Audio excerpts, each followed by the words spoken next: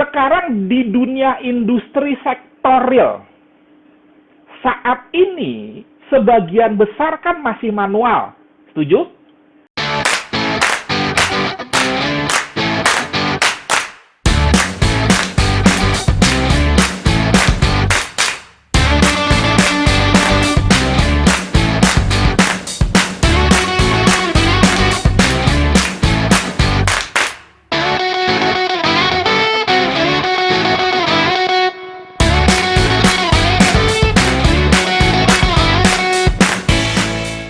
Kita perhatikan, sektor real memang saat ini sebagian besar masih diisi oleh tenaga-tenaga manusia. Setuju ya?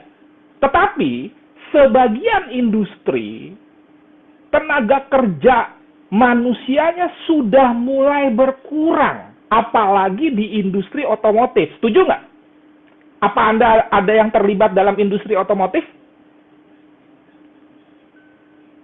Jadi, di dalam era industri saat ini, mulai terjadi yang disebut robotisasi, mesinisasi. Nah, ini sebetulnya mengarah ke passive income.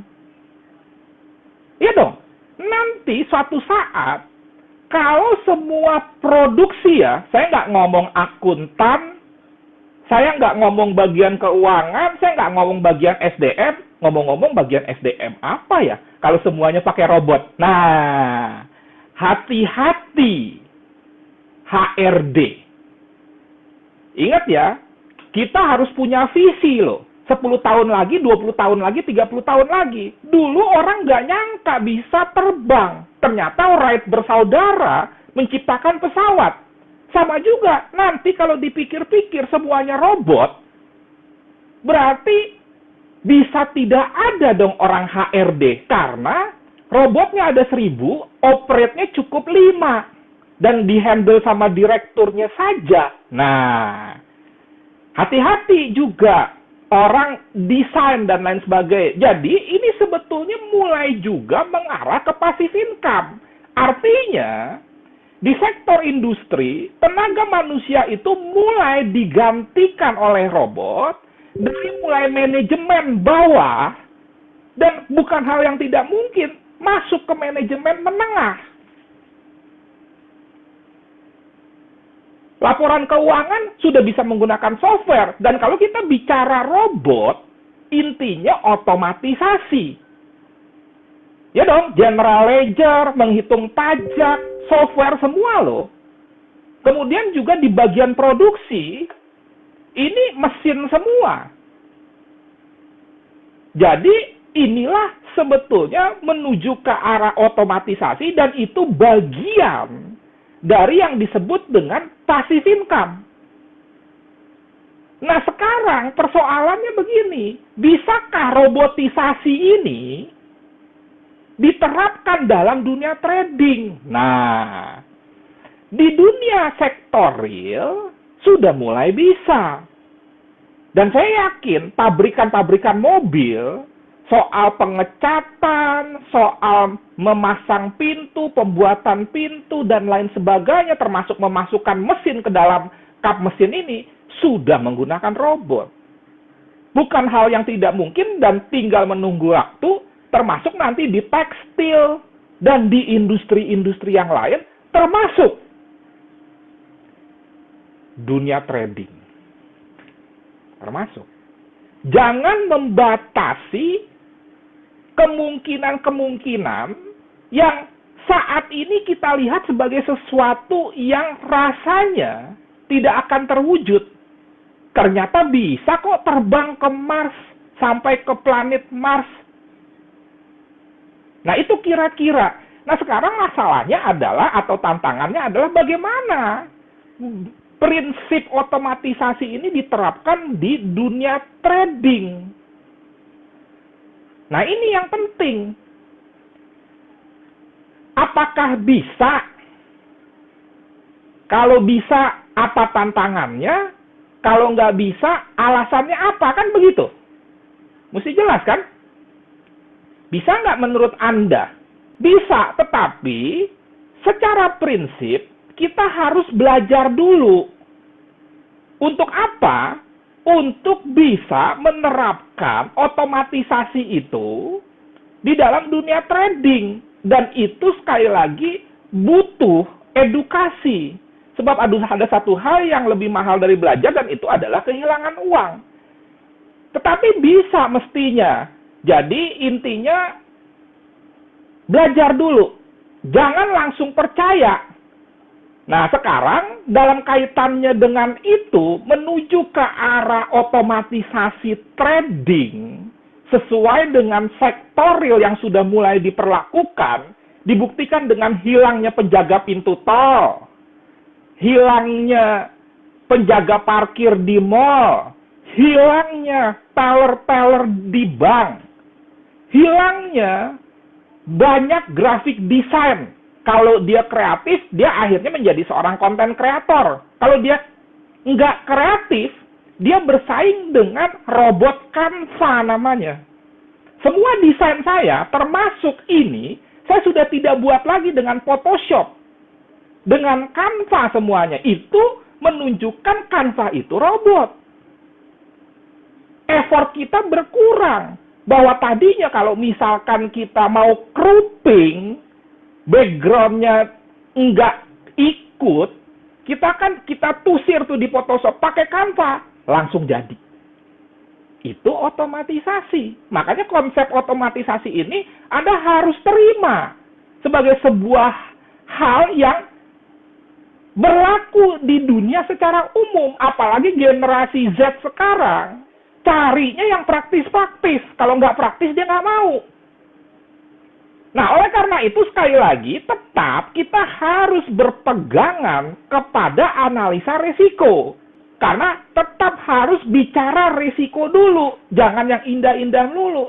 Kita bagi-bagi itu. Dan secara prinsip, ada 4 kemungkinan.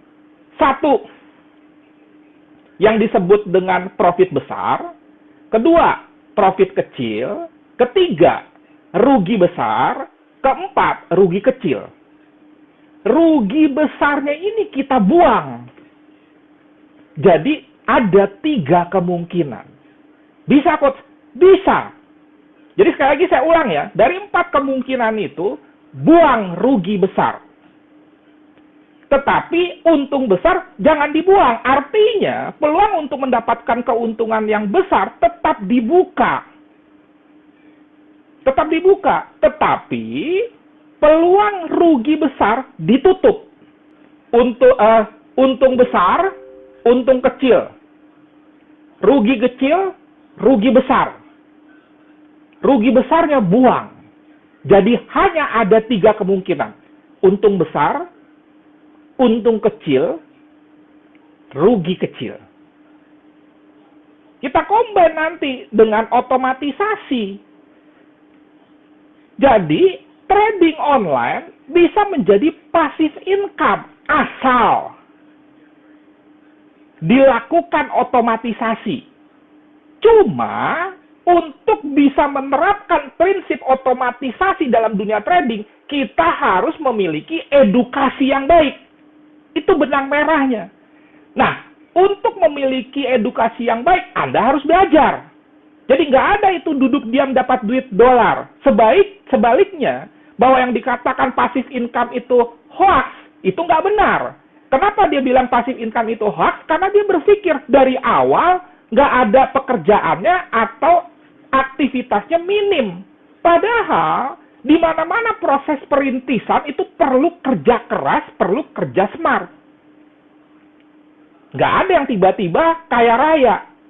Selain dia mendapatkan istri, anak dari seorang konglomerat. Tetapi untuk mendapatkan anak seorang konglomerat kan perlu effort juga. Mana mau anak konglomerat kepada pemuda, misalkan yang kurang berpendidikan, berarti harus berpendidikan. Kan itu pola pikirnya mestinya. Jadi talenta kita harus kita maksimalkan. Kalau memang niatnya seperti itu. Nah, jadi kembali lagi, dalam kaitannya edukasi sehingga kita harus belajar, mulai kita menerapkan otomatisasi dalam trading, masuk ke resiko, analisa resikonya, dan keluarkan kemungkinan rugi besar. Bisa. Nah, sekarang pertanyaannya adalah investasinya, trading online-nya di mana? Nah, Anda harus paham nih karakteristik dari masing-masing supaya Anda mendapatkan sebuah support resisten atau tahanan yang seminim mungkin. Kan ada 4 produk secara umum ya. Ini sudah saya bahas sebelumnya. Rasanya sih nggak perlu saya ulang lagi. Termasuk buat Anda yang belum paham mengenai perbedaannya, Anda bisa nonton videonya deh. Di sebelumnya nanti ada ya videonya itu. Linknya nanti saya cek ya. Jadi ada cryptocurrency, ada yang disebut dengan mata uang fiat, ini khusus yang dikontrol oleh bank sentral, ada emas, ada saham dengan indeksnya. Oke? Sekarang sedikit lagi kita masuk dulu apa itu cryptocurrency, dan saya nggak mau panjang-panjang menerangkan. Nah, jadi kalau kita bicara mengenai cryptocurrency, ini kan currency uang, berarti mata uang. Simpelnya begini deh. Walaupun mungkin terlalu simpel, ya nggak apa-apa supaya Anda paham dulu misi saya yang penting. Bahwa ini mata uang digital, berarti tidak ada fisiknya. Ingat ya, bahwa yang namanya aset, investasi, tidak harus berbentuk fisik. Ini paradigmanya tolong dirubah. Kalau kita misalkan bicara waktu, tadi kelewatan, ini juga aset. Aset yang paling berharga adalah waktu, betul nggak?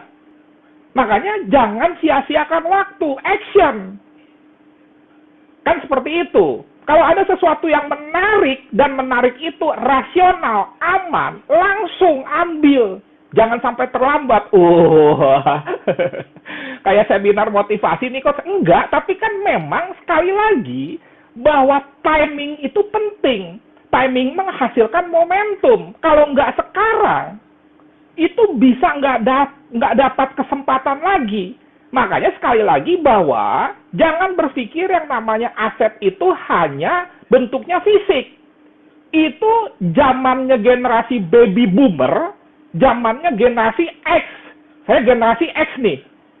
Kelahiran 70 kan generasi X dong. Sekitar 80 generasi Y, kan gitu. Itu zamannya generasi baby boomer bahwa yang namanya aset itu rumah. Saya nggak bilang rumah ini nggak aset, ya tetap. Cuma zaman berkembang, generasi Z, generasi Alpha, saya sudah pernah cerita tuh di Cryptopreneur. Bahwa aset itu nggak hanya berbentuk fisik, bahwa network, pertemanan, kepercayaan terhadap saya itu aset yang paling berharga. Waktu itu aset. Betul nggak? Setuju? Bahwa sekarang aset tidak hanya berbentuk fisik. Buka paradigma kita. Jadi, termasuk kripto, fisiknya nggak ada. Tapi jangan bilang nggak ada nilainya. Oke, jadi kembali lagi, mata uang digital yang berfungsi sebagai aset investasi. Jadi kalau ada yang nanya, mana fisiknya? Sorry, berarti Anda kudet. Berarti generasi baby boomer. Saya nggak meng-underestimate ya. Tetapi mestinya generasi baby boomer, generasi X, juga mengupdate pengetahuan kita bahwa yang namanya aset itu nggak hanya bentuknya fisik. Termasuk waktu, saya bisa buktikan itu aset. Data. Data itu aset nggak? Coba. Kalau dia bukan aset, kenapa data itu banyak diperjualbelikan?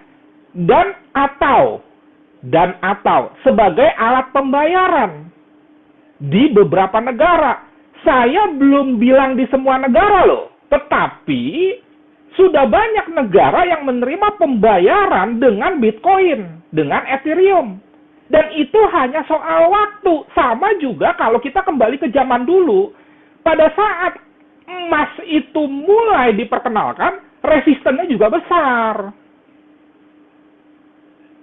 Sekali lagi bahwa perkembangan sesuatu butuh waktu. Itu konsep waktu. Secara online. Makanya masuk revolusi industri 4.0.